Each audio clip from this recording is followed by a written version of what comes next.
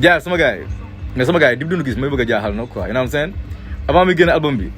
dafa annoncé le premier amul benn amul dara lu mu def quoi tu vois léegi album bi génn depuis le 4 amuñu vidéo Dip deful interview demul si rajo yi demul ci télé lan la ah staff bi moom léegi dafa nu mu demee noonu quoi man comprendre ma quoi Dip bu daan génn tey jii daan def bruit avant album bi di génn mu def ay bruit Isanville gars yi am ay clip am ay teaser Isanville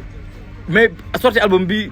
mois de le 1er décembre accompagné de rien tu vois amul flyers amul dara ñu génn ko album baa ngi dox mais ba léegi mu toogaat quoi pas de communication li nga gis ko waa naa la pas de communication di jëm utal lay non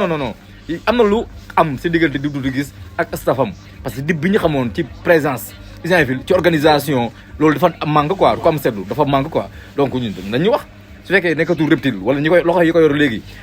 loxo yu yàqu la nekkoon léegi nekk si loxo yu bees loxo yi lu ñu ko dig def ko nañu expliquer quoi